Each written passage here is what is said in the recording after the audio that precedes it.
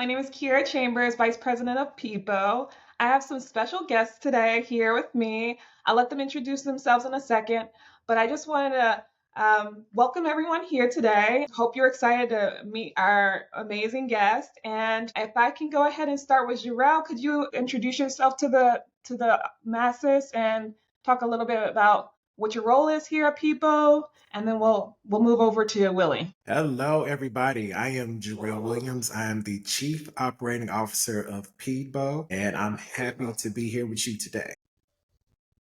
Thank you. Hey everyone, my name is Willy Joseph, and I am the CTO of Peadbo, and I'm excited to chat with you all and share. Awesome. So if you are not aware what Peebo is an app, a platform that allows folks in the community to connect with their personal advisory board. This may look like mentors, this may look like sponsors, and we use this app to really just build really sustainable and authentic connections within our network. And we'll talk a little bit more about what Peebo is and how that has impacted our lives. But I'll first ask Willie, since you just went, could you talk a little bit more about how you what led you what led you down this road with Peebo, and how you got here, what was your professional path? Yeah, so and then I'll ask Jarrel next.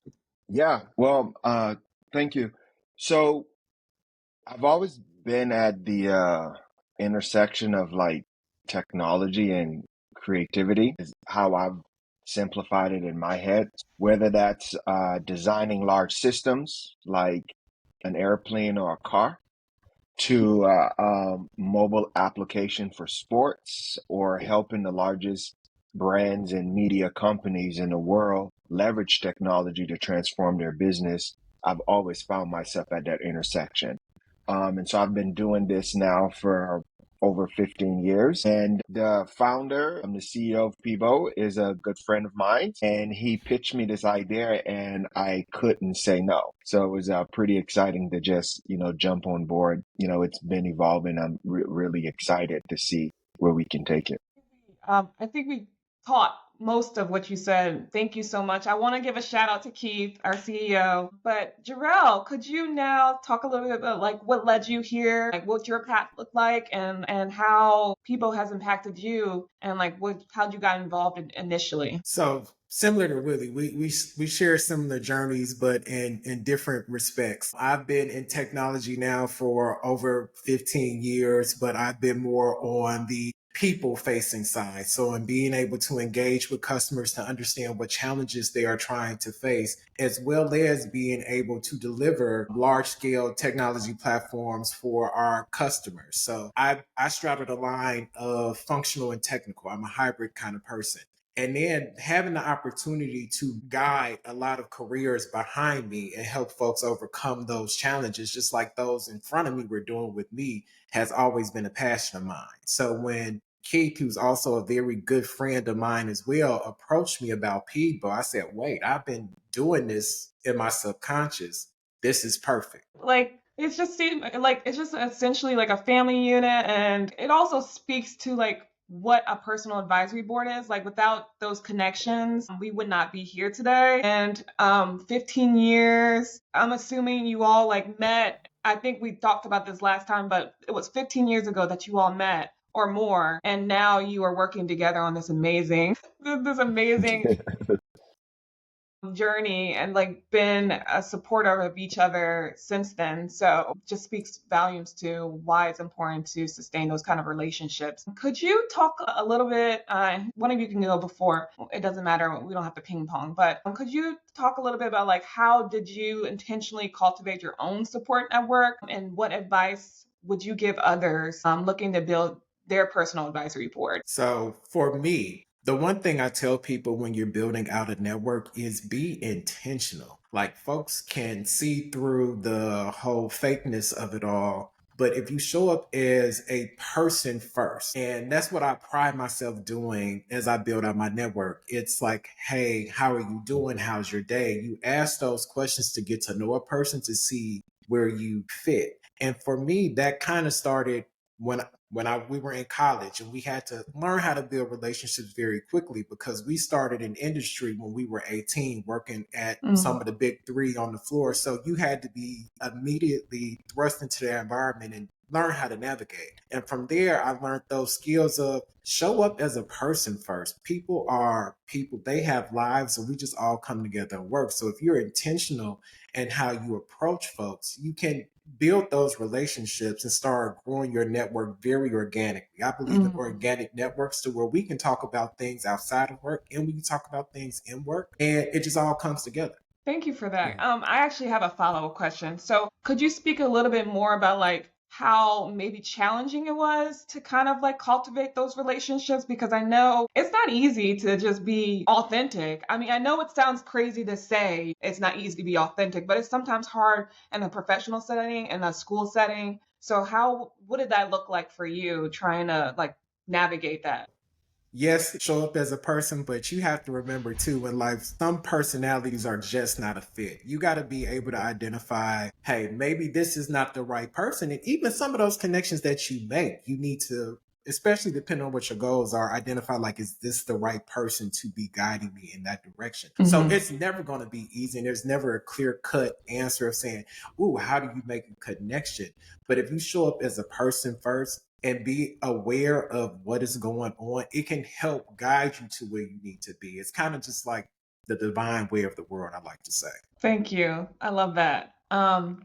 Definitely a nugget, a gold nugget. I'll repeat the question just because it was like two part. So Willy, how do you intentionally cultivate your own support network today, and what kind of advice could you give others looking to build a strong personal advisory board? Yeah, I plus one everything Jarrel said, especially around intentionality of what you want to do. And that kind of like follows like my three C's in terms of like the first thing you have to do is be committed to your own personal development. And I think that's where a lot of people fall off. And it's not necessarily having to figure out or know everything that you want to do, because at one point I thought I was going to be like in law enforcement or whatever, right?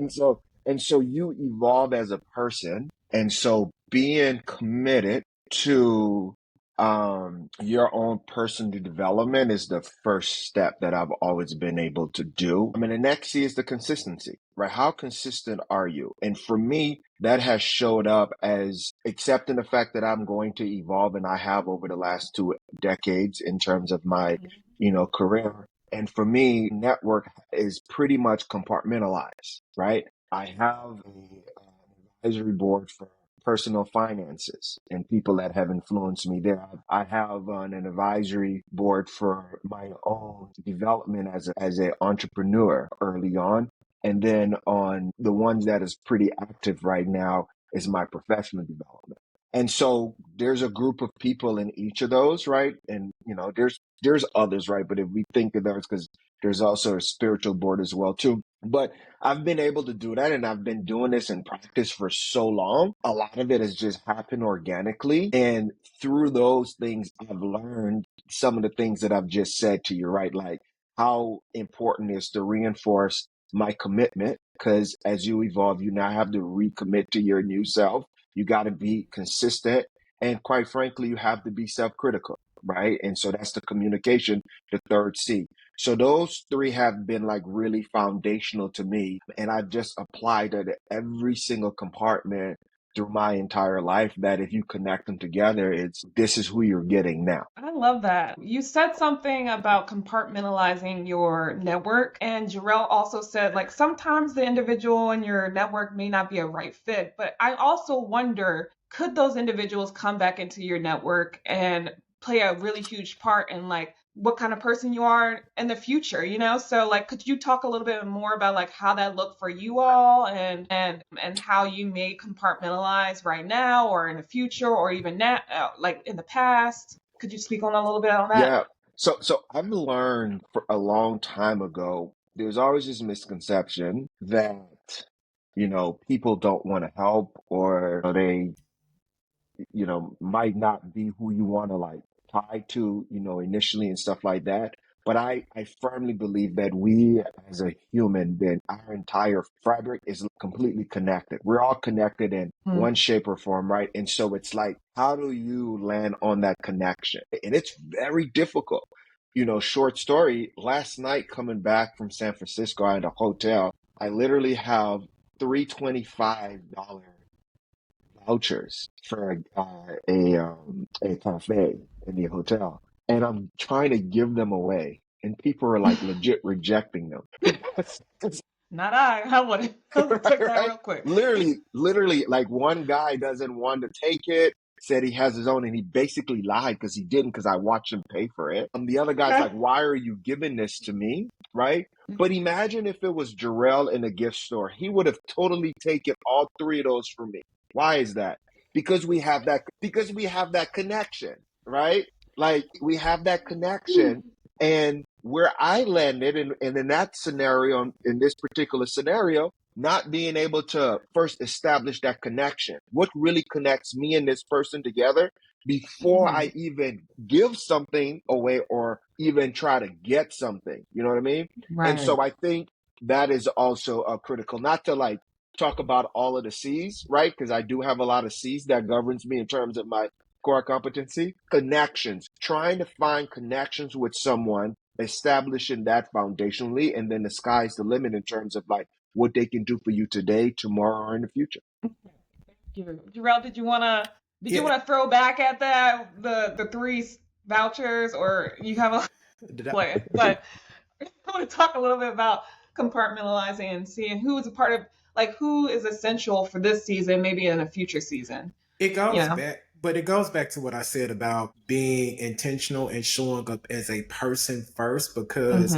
you can have a very large network of people. And if you know them at a people level first, a person to person level, it doesn't matter if you haven't talked to them in 2 or 3 years. When you reach out, that connection is still there of like, hey, I remember the times when we did XYZ together. How can I help you? Kind of thing. Right. And it's because, like Willy said, you've established that connection. So it's okay to have different people for different seasons, different reasons, but make sure that you're intentional about establishing your connections. I love that. Okay, so we have literally less than like a minute. And so I'm going to ask this. I'm going to ask this to all audiences or interviewees, but I want to also ask you, who is one person, dead or alive, who you would invite to be a part of your dream personal advisory board? Willy first. That's a good question. I think I've thought about this quite a bit. I feel like I have everyone, but one person that, because I just read a lot of his writings, would be Malcolm Gladwell. He's alive, so I think I would want him on my board, because I have so many unanswered questions from his book. Yeah. Okay. What's his, like, what is the area that he focuses on mostly? Self-help. Okay. For me, I'm a little bit different. I'm in the moment right now. The person I would want on my board is Bozoma St. John, former CMO of Netflix and all those things. And just being introduced to her on a reality show made me do research on her and see how she commands the room, and watching her interviews and how she commands the stage. And it tells you something about this person, that they were able to be in C-suites at so many large scale companies. And some of the nuggets that she drops, I'm like, that's the kind of person I need in my life. Somebody that's going to give you that gut punch and then also give you a pathway how to keep moving. So that's where I'm at right now. Yeah, and I love her because she handles things and on this most recent season of Real Housewives. So But imagine how she handles things in the boardroom. Like she said, she's the only woman and only woman of color half the time sitting at those tables, and she has to command her attention and her respect. Right. So shout outs to both of your personal advisory boards, possibly in the future, the members. Thank you both for being a part of this conversation. I'm super excited to have you all maybe come in the future and all that you do for Peadbo. It was nice to connect with you all, and I hope to see you all. Just remember to like and subscribe to this video. Also connect with us on all the social media. We have Instagram, LinkedIn, so be sure to do that. But we will see you next time, and have a good, safe trip, everyone. Bye. Thank you. Thanks for having me.